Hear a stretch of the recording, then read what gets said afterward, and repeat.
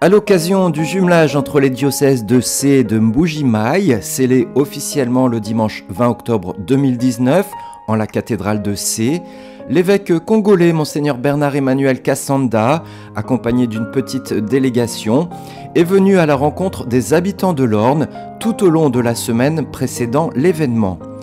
La journée du mardi 15 octobre a d'abord été marquée par une interview radiophonique et vidéo croisée entre les deux évêques à Alençon, la ville principale du département.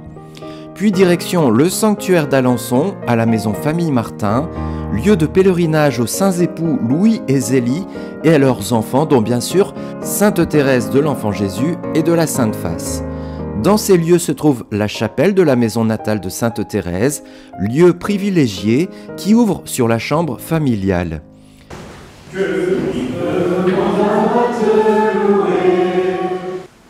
Au nom du Père et du Fils et du Saint-Esprit, Amen.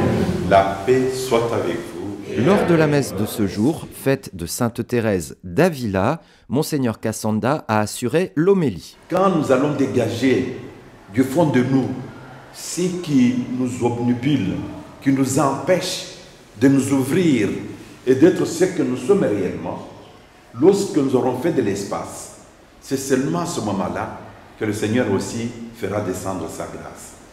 Donner à nos mondes ce que nous avons, c'est une façon de dire dépouillons-nous de ce que nous avons. Alors seulement, nous pouvons comprendre, peser la grandeur, la beauté de quand on est démuni et quand on fait une démarche vers celui qui peut nous remplir et nous combler de ses grâces.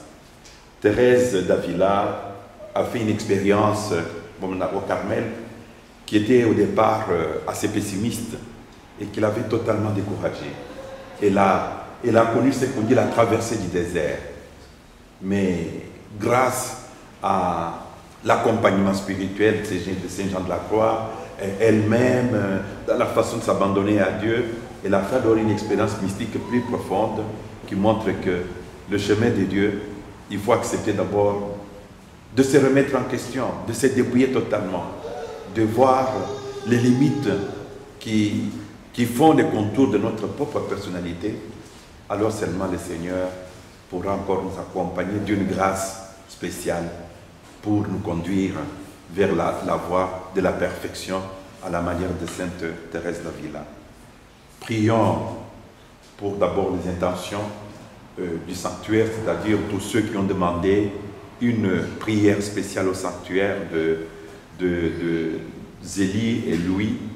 Prions aussi pour le monde qui est appelé à donner sa vraie face de ce qu'il est.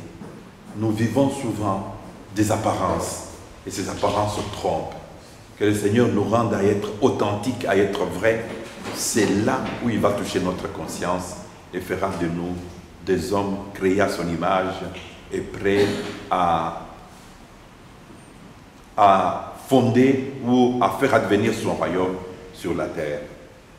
Nous prierons aussi pour cette grande intention du jumelage diocèse de Mbuji-Mayi et diocèse de Sé. Que le Seigneur nous bénisse dans cette initiative que nous avons prise de commun accord et que nos deux églises, les deux diocèses progressent, que les chrétiens se retrouvent et arrivent à aimer davantage leur Dieu. Amen. Puis, l'après-midi, à quelques centaines de mètres de là, temps de prière chez les sœurs Clarisse d'Alençon. Amen.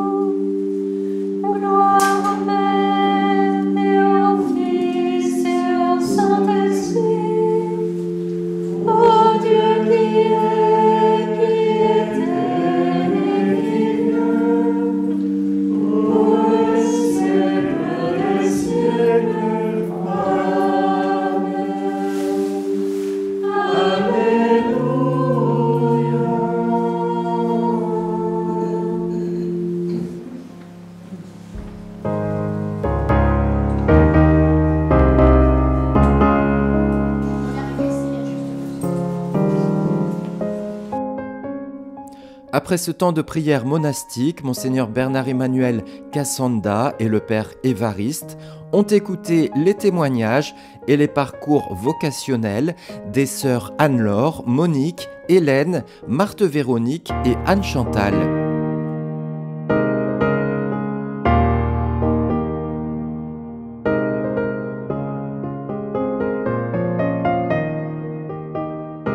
L'après-midi s'est conclu par une découverte de la CIMAD, une association écuménique qui œuvre juridiquement pour la défense des droits des étrangers en France. Les Congolais devaient se rendre ensuite en soirée dans 2 pôles missionnaires du diocèse de C.